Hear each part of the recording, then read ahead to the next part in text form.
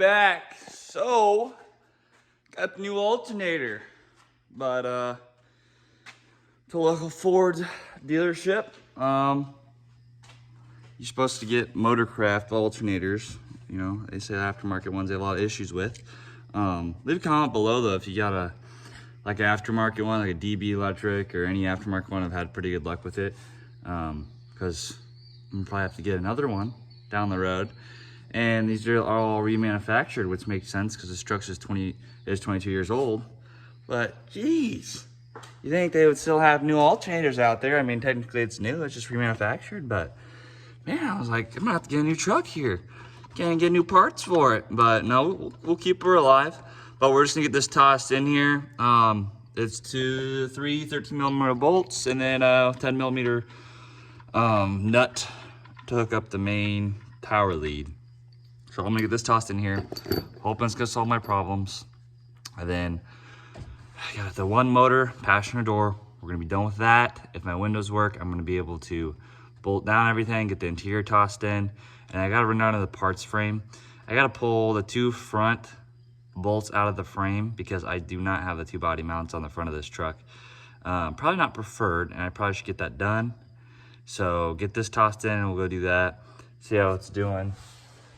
And then maybe toss this fender in, but let's get this tossed in here, get things moving along. Got that tossed in there, got those three 13mm bolts torqued to 35 foot-pounds. And then many 7.3 owners note this, but if you're thinking about getting one, just get your half-inch breaker bar. Sorry, if you get a half-inch breaker bar, and there's a tensioner down here. You don't need any socket, this will go right in there.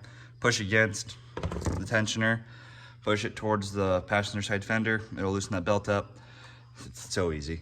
And you can kind of get to everything. The only bad design on this is this radiator hose goes between the belt, so when you gotta change out your belt, you have to take your radiator hose off. But there are some people that will run along a radiator hose to go around that, and that solves their problem, but I don't need to spend extra money. So let's see if this thing will start up. I'm gonna throw this multimeter on it. I need to be seeing 13.7 or 14.3. It really should be 14.3 since that's a new alternator, but let's get her started up and see what she's doing for us. So get that alternator in.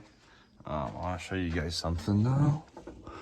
It's gonna be too hard to show, but there's a gray plug under there. I'll show you a video of it that controls the dash, power windows, and everything. Well, put the dash in, that fell behind the crevice, and I didn't see it. So starting to look around, I'm like, there's no way that's supposed to be unplugged. Plugged it in, cluster works, power windows work, and then I need to check the voltage on the alternator, but that should work because I'm pretty sure that signals that. So I am going to lower the windows so I can get to the mounting bolts on the glass.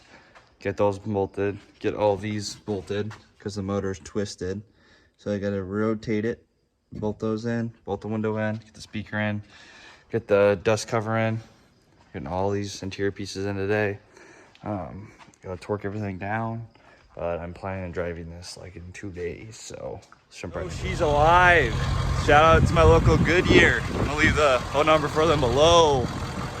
If you're in the central Iowa area, they'll hook you up. I got my electrical issue figured out. Apparently it was the clutch sensor below. I think maybe one of the times when I smacked it, it just broke it. And then my dad's best friend actually works there and he was able to get her running. So thing's ready to go. I just gotta torch some things down in the morning and we're ready to go camping this weekend on the 4th. Happy 4th, everybody. I think last thing I was talking about is I got the truck back from Goodyear. They fixed that clutch pedal sensor and they fixed some wiring down below that I messed up apparently, but they got that fixed. And then after that we were running good. I just did a quick torque check on everything, and then 2 days after that I went camping. So I took it about 1:30 one way, pulling a camper around 6,000 pounds.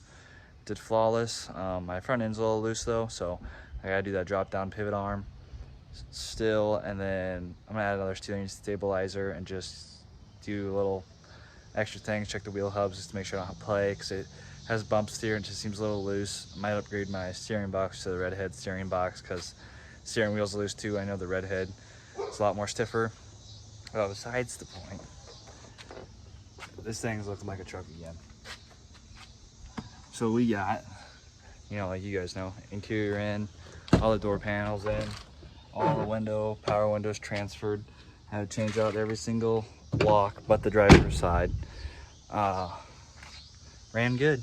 Then last weekend, I drove it 3 hours and 30 minutes over by Decorah, Iowa, pulling that same camper, and got my speedometers off, so I was going like 70, 75, just sending it flying, but smooth as ever. A little loose on the front end, but kind of used to it, but I will get that fixed.